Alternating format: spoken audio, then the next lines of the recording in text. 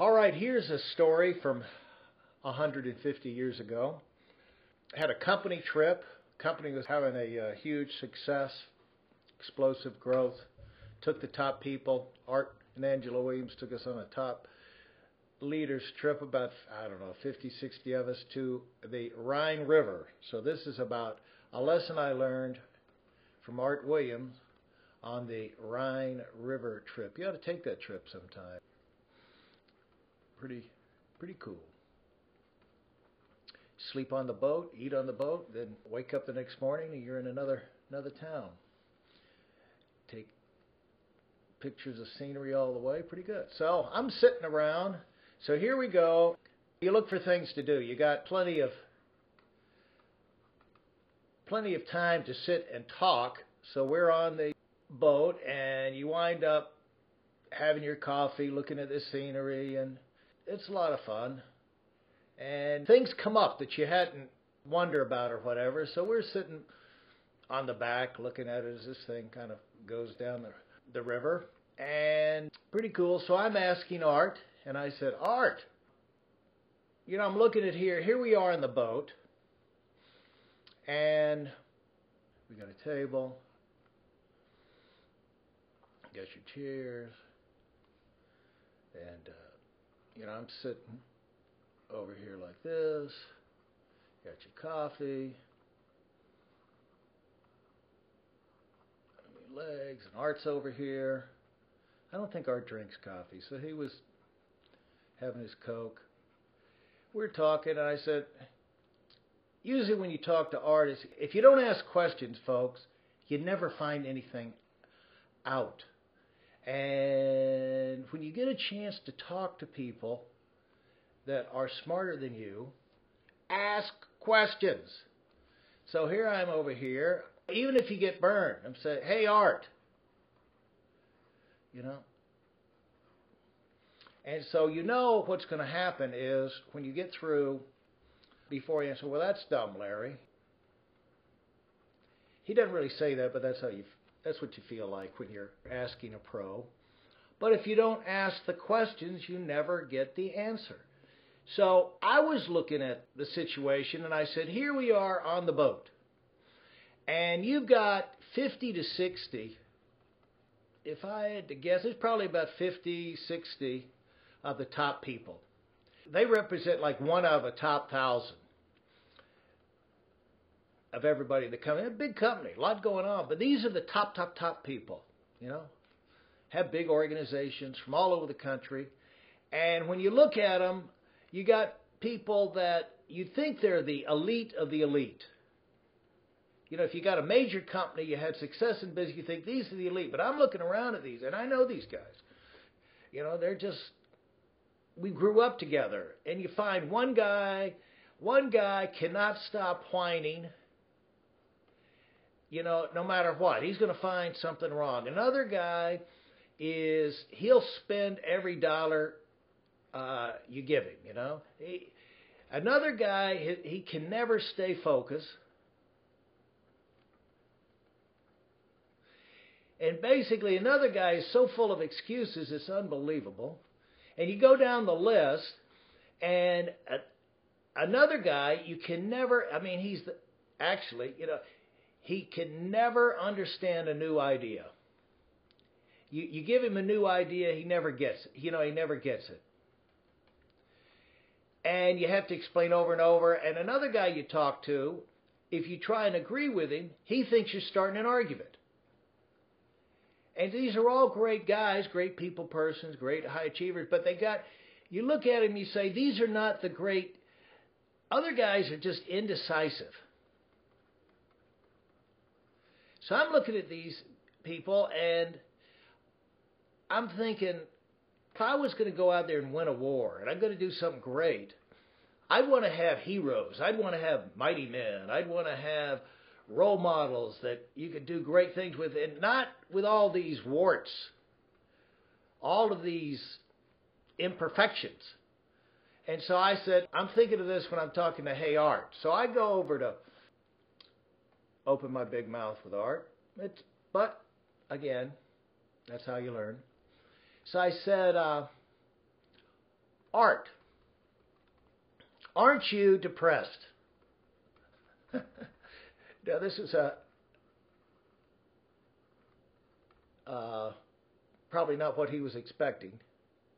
I said, aren't you depressed? You've got your best and brightest here, and it looks like a knucklehead factory, really, if you look at them individually. And you're saying, how do we ever accomplish anything great with this group of chuckleheads? That's what you've got to be thinking, Art, on this boat. So that was my question.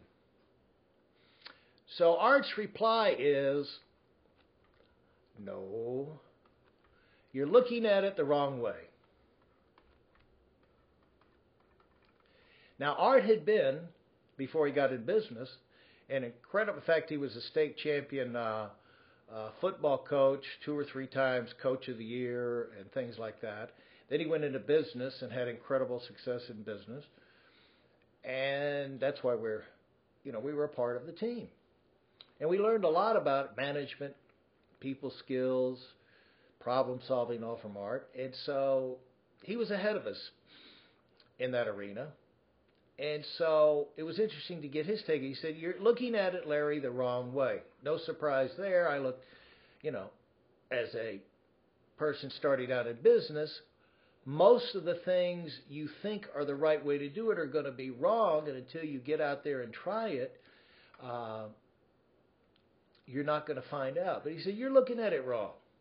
You got to look at it a different way. He said, look at it this way. He said, you don't look at them as individuals let's start all over. Individuals. He said, you look at them as a team. What you do is look for what strengths they have. You're not looking at them as complete, perfect in every way people. You're looking at them look for their strength. What are they good at? And it's kind of like the movie The Dirty Dozen, Lee Marvin. You go out there and you find the strength. He said, when I look at it, he said, I've got one guy, he said, here's what's happening. You're looking at these guys as you see, he said, what I see is I see a huge circle. You put us all together, we're monstrously powerful. You have a powerful, complete team. All abilities. You have people who can people who can be, creative. People who are problem solvers. You have people that can analyze technical things. You have people who can always communicate things, find ways to communicate things to the organization, even the most difficult decisions, they can communicate. And then you have other people who will always give you, when you come with a new idea, the reaction of how the customer is going to pick it up. Another guy will always have a dead-on feel for how your organization is going to respond. And he went all down the checklist. You get this. It's like a football team. We got a quarterback, we've got wide receivers, we got offensive tackles, we got we got the defensive tackles, we've got the great, all the way down. We've got everybody on offense we need, all the skill players, solid people at all the other positions. We've got defensive players. We've got great special teams. We've got great coaches. And he was clicking down through. We got great sales trainers. And he said, I see this thing as like a vibrant, powerful whole.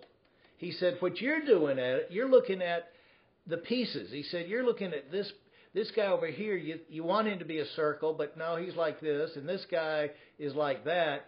He said, I'm not looking at, the imperfections. He said, individually, sure, nobody's perfect.